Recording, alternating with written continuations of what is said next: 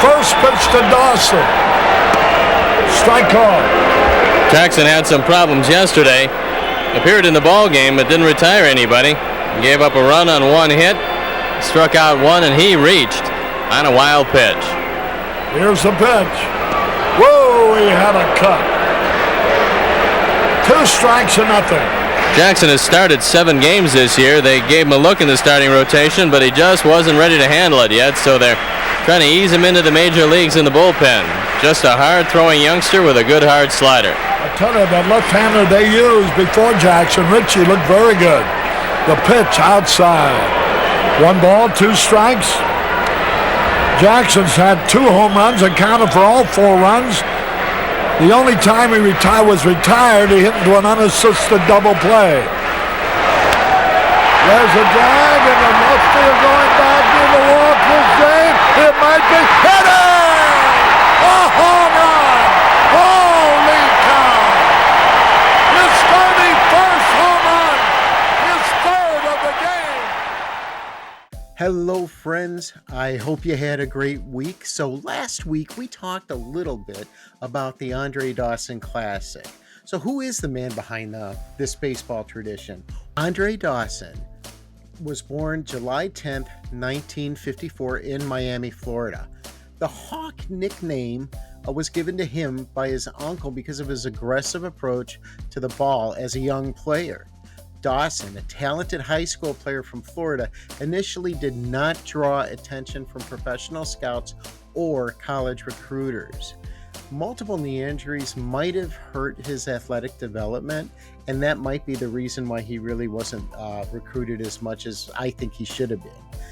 He walked on to the Florida A&M baseball team as a freshman. Despite starting as a walk-on, Dawson's talent was quickly recognized, and he earned a baseball scholarship in 1973. So think about that. Instead of giving up, he took out student loans and walked on at Florida A&M University. HBCUs, which FAMU is a part of, is actually a pathway for a lot of black players who were overlooked by major programs. He earned a scholarship, refined his skills, and caught the attention of scouts. Now, his tenacity and his talent is what got him there. But honestly, an HBCU is what gave him his chance. And I am almost certain, although I haven't really read this anywhere, but I am almost certain that he loves HBCU programs because they gave him a chance when nobody else would. And I just think that that's a neat story and on how he became a Hall of Famer, because if they didn't give him that chance, there is absolutely no way he would have been a Hall of Famer today. So Dawson's journey from a walk-on to a baseball star totally makes him a significant figure in HBCU baseball history. Andre Dawson did have a legendary MLB career. He was a true 5-tool superstar, and he was noticed by one of the most legendary recruiters out there, Mel Didier. So Didier saw Dawson, and one of the things that they said in his scouting report was that his bat was as quick as Hank Aaron's. Now that's one heck of a compliment, and it was true, actually. So he was drafted by the Montreal Expos in the 11th round of the 1975 MLB draft. Now, his career started when I started learning about baseball. Now, I'm kind of showing my age, but there's the gray hair also kind of shows it. But right around 1975, 1976 is when I was in Little League and that sort of thing. And that's when I started collecting baseball cards and started doing all of those kinds of things. So his career started, and technically my love of baseball started. So I feel I kind of have a kind of a close relationship with his career, and I think that that's kind of cool. So at any rate, the Montreal Expos, he was there from 1976 until 1986. He was a Rookie of the Year in 1977. He hit a .282 with 19 home runs and 21 stolen bases. His blend of power and speed Well, he had 7 seasons with 20 plus home runs and 20 plus stolen bases in Montreal. Now that might seem like not as much in by today's standards, but back then, as well as even further back in history, in baseball history, people didn't do that as much. There wasn't as many home runs. So I think anybody, even today though, would be very happy if they hit 20, if they were like a 20-20 player, 20 home runs and 20 stolen bases. His defensive dominance showed through too during the Montreal Expos. He had 6 Golden Gloves as a center fielder. But again, the injuries kind of took their toll. I think it was knee injuries there, but he had artificial turf at Olympic Stadium, and I kind of feel that pretty much destroyed his knees. And that forced him to move to right field later in his career, but that didn't stop him at all. However, in 1986, he was traded to the Chicago Cubs. So he was a Cub, and this is where I knew him from 1987 until 1992. And I'm going to call the 1987 his MVP season, because he had one of the greatest individual seasons in MLB history. So he had 49 home runs, which is amazing. He had 137 RBIs, and he had a .568 slugging percentage. Now, Cubs fans totally embraced him as a franchise icon at that point. You could put him up with other franchise players. We could say Sammy Sosa, he was franchise, Mark Grace, Ron Santo. There was a number of them. We could go through that in another episode for sure. But this is the Cubs, and this is in the 1980s, and they weren't the best team in the world.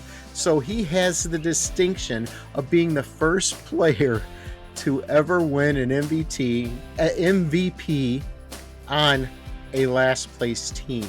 Now that shows how great he was, even though he was with the Cubs and they were in last place. I don't like saying that, but it is true, and we gotta give him credit there.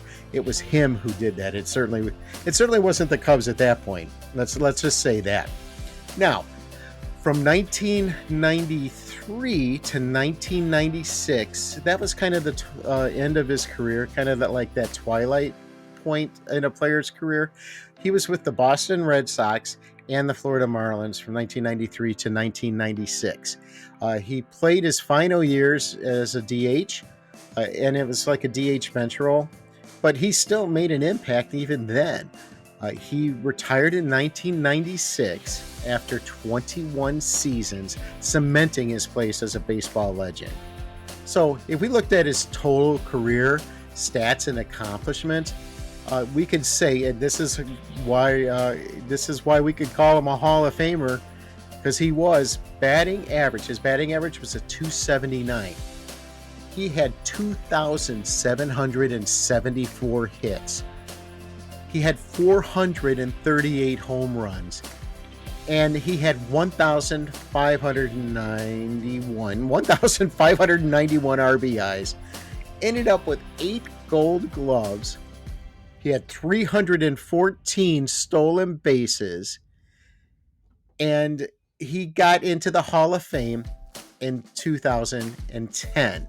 He received 77.9, we could say 78% of the vote on his 9th ballot.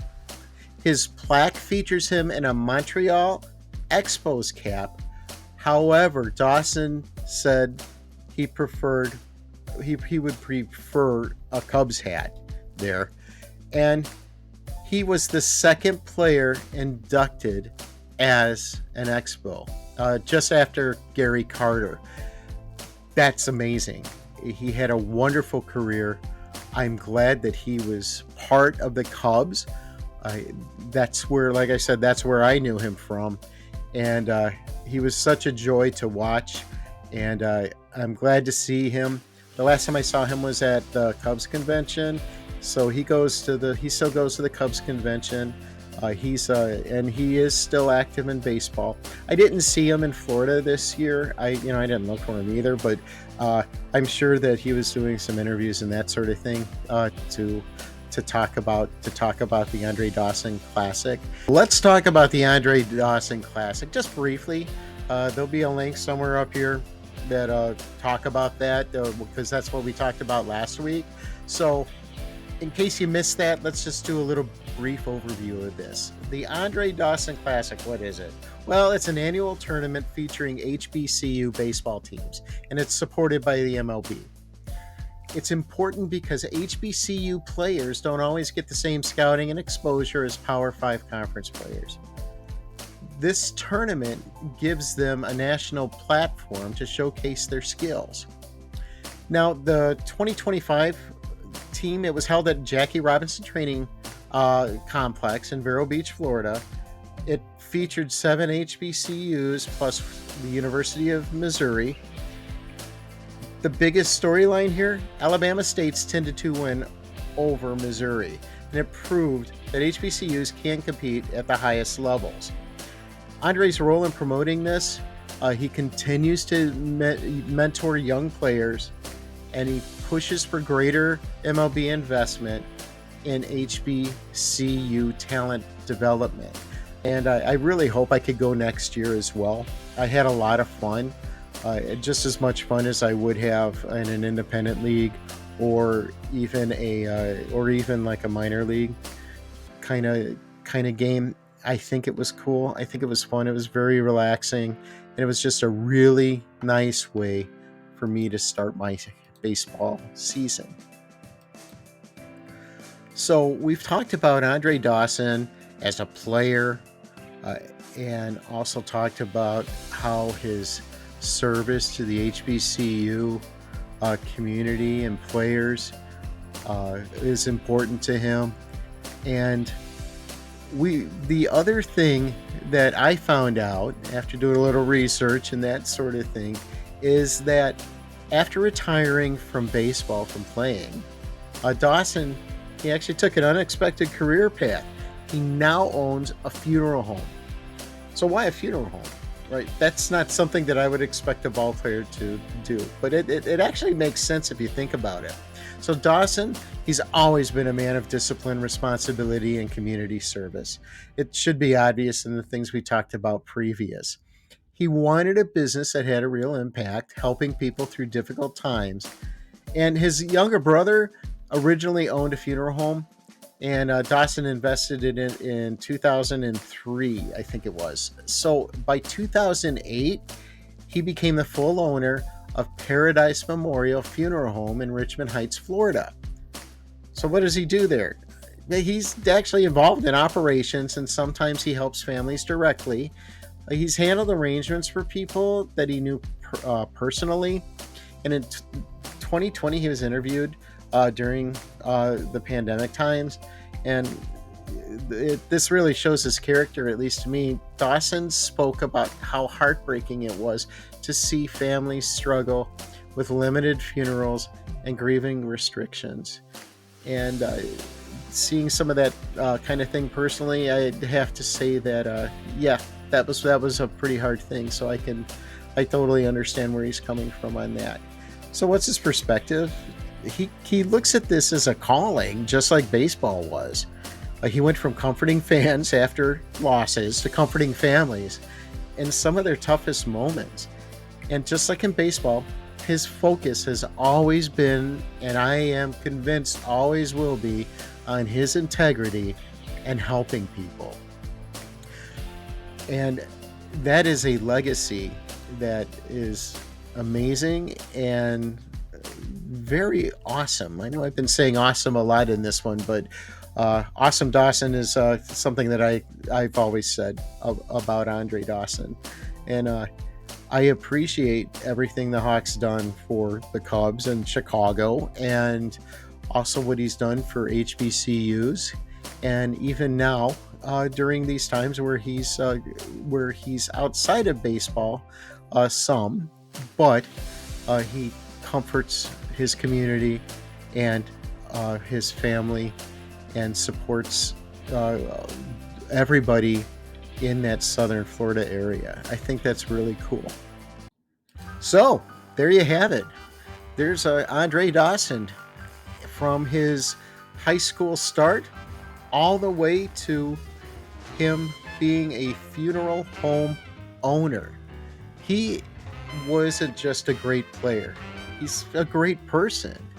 And he speaks more in action than others do. And you can tell just by everything that he's done. He's a trailblazer, both on and off the field. And his legacy lives on through the Classic, through helping HBCU players, and also through helping families in some of their toughest moments. It's obvious he has a dedication to helping others in his community and outside of his community. And he has a dedication to baseball and what baseball means and can do for others as well. So, what do you think? And what do you think about Andre as a person? And I think he's one of the best out there. I'm so glad that I was able to watch him play. So please leave your comments below. Please like and subscribe to the channel. That really helps. The channel's slowly getting bigger, and I think that that's fun. But it's always be nice to have a few more subscribers. But please, let's discuss this a little bit further off of this one. Now, next week, if all goes well, we're going to talk about the Jackie Robinson Training Complex and why that's important for both U.S. and Major League Baseball history. There's a lot of great movies out there about it. There's a lot of great books about it. And so let's talk about that and talk about that history briefly as well. So again, thanks for watching, everybody, and I hope you have a great week.